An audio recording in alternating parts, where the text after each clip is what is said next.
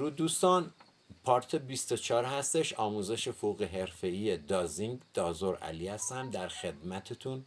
مبحث امروز عملکرد دستگاه دازینگ برنجی در کل مناطق باستانی که به صورت آموزشی روی وایت بورد خدمتتون ارائه میشه.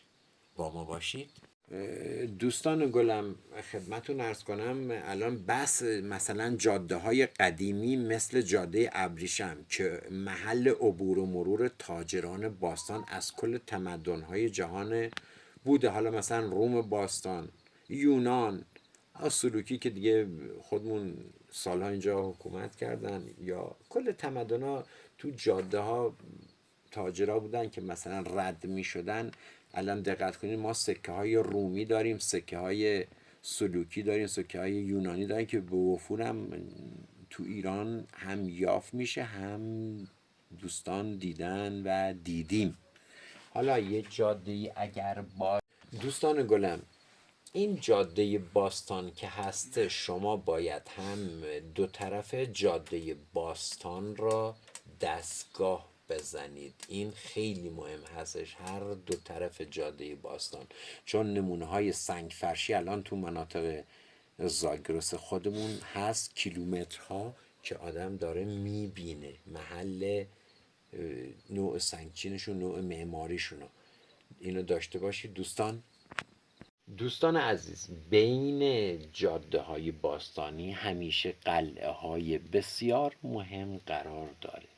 شما کاری که میکنید اطراف 4 جهت قلعه، یعنی هر 4 جهت قلعه به علاوه 500 متر شعاع دور تا دور قلعه. اینا یه نکته کلیدی هستش، این باید تو ذهنتون باشه. 500 متر شعاع اطراف قلعه ها را هم حتما دازینگ بزنید، چون هم قلعه خودش مهم هست، جایی که قلعه بین جاده‌های باستانی هستش، هم شعاع. حالا ما کفش گفتیم 500 متر، شما تا 1 کیلومتر اطراف این قلعه هم تونستین دستگاه بزنید.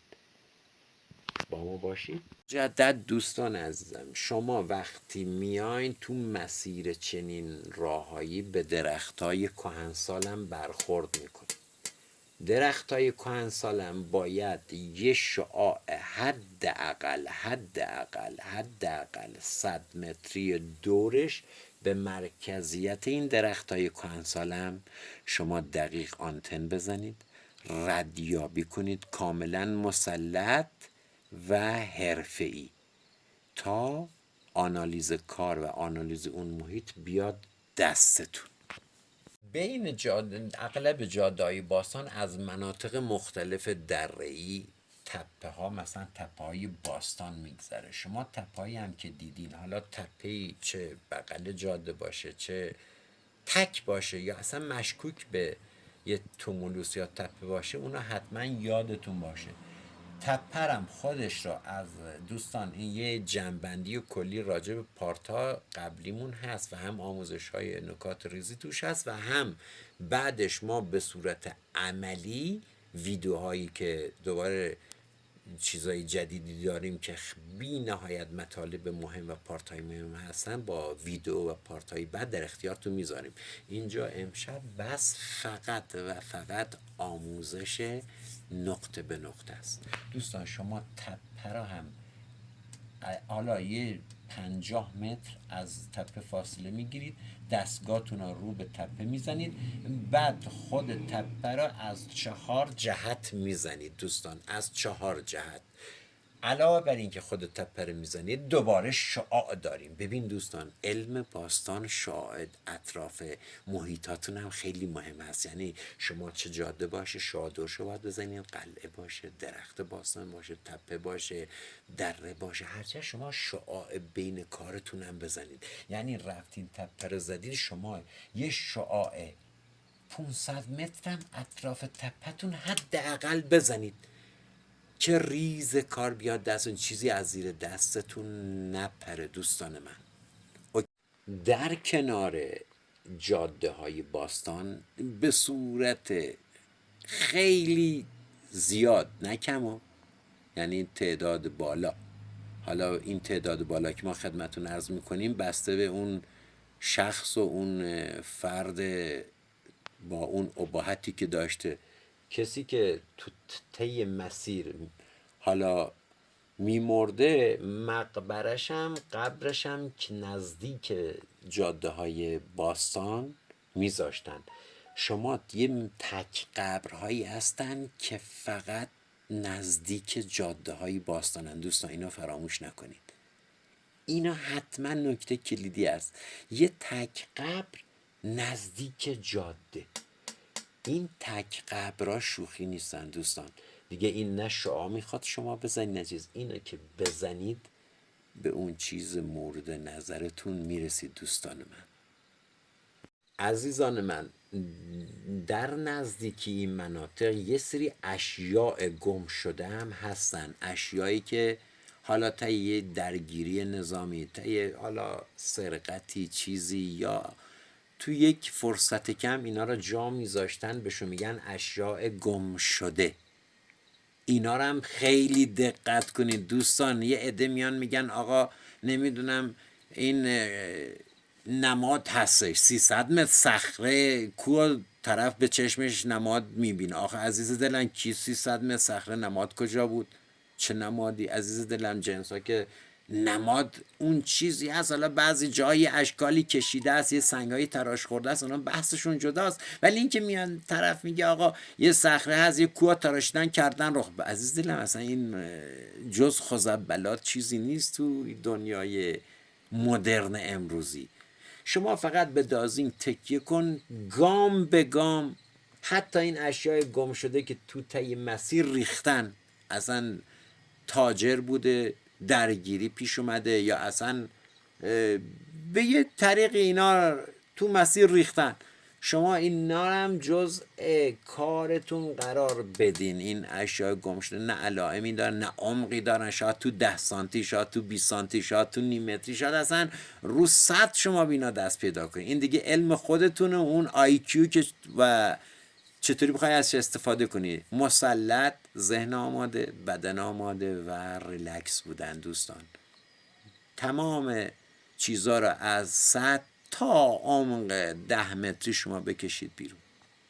مبحث بعدی غارها هستن دوستان که تو مسیران دیگه. غارها هم خیلی مهمن دوستان. خود شما یه کف غار دارید، یه دیوار غار دارید، یه سقف غار دارید و یک محیط بیرونی غار و سقف غار. شما غار رفتین داخل، شاید کلا 30% کار انجام داده باشین عزیزان من. بقیه چیزا رو هم باید دقت کنید. بدنه های غار، سقف غار، کف غار و خدمت شما از محیط بیرون غار. غارم شعاع میخواد دوستان، این هم در جریان باشید. از غار استفاده کردن، جنس رو گذاشتن بالای سر غار، یعنی سقف غار.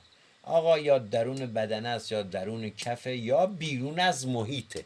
به عنوان یه نشونه جالب میذارم بیرون محیط. این بحثم دوباره شما شعار رو دارم تاکید میکنم دوستان، شعار به کارتون بدین. این که میگم واقعا یک نکته کلیدی هست که جواب داده عزیزان دلم.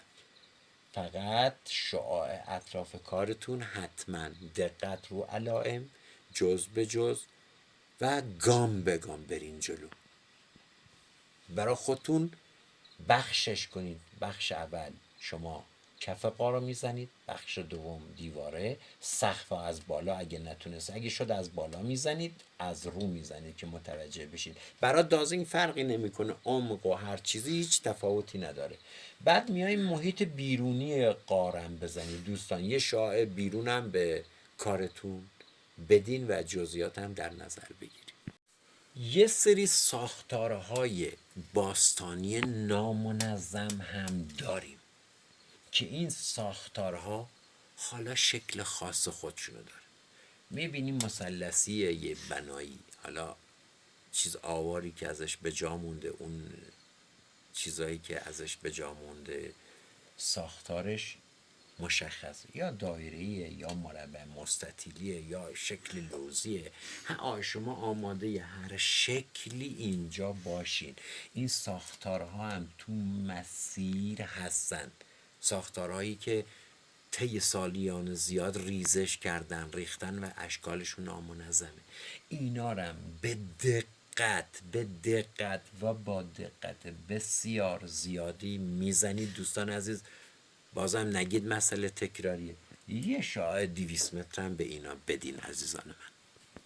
یه سری تپا هم هستن مشکوک و غیر طبیعی در یک محیط صاف. اینا شاید مراسم تدفینی تیشون انجام شده باشین. دقت کنید، تپایی هستن شکلشون متفاوت و مشکوکه و اصلا چیز خاصی ندارن، ولی میبینید توی این محیط صاف، توی دشت صافه. اینا رد نکنید دوستان، اینا خیلی این بس اصلا خودش یه مبحث جداگونه میطلبه. تمام اینا مبحثاشون جداگونه، یعنی کلی ویدئوی آموزشی میشه روی اینا ساخت که دوستان لذت ببرن ببینن کار باید چطور انجام میشه، تا نتیجه گیری قطعی که عزیز دلم بذاریش تو دستتو راهی زندگی و خونت بشی.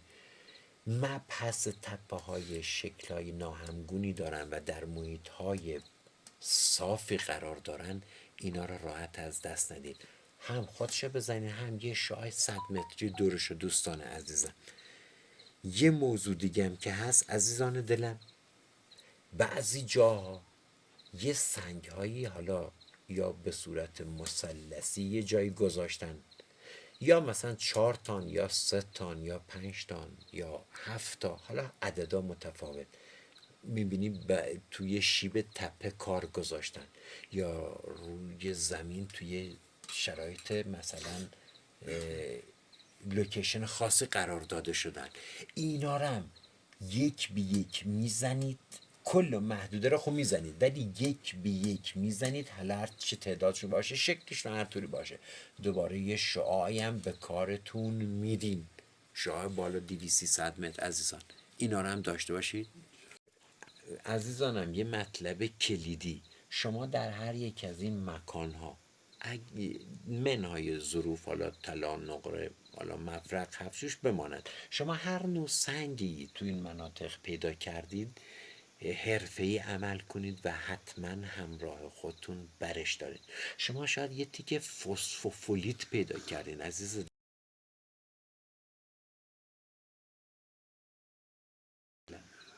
یه تیکه گارنت پیدا کردید، تورمالین را الماس یا یاقوتش بماند یا زمرد بماند.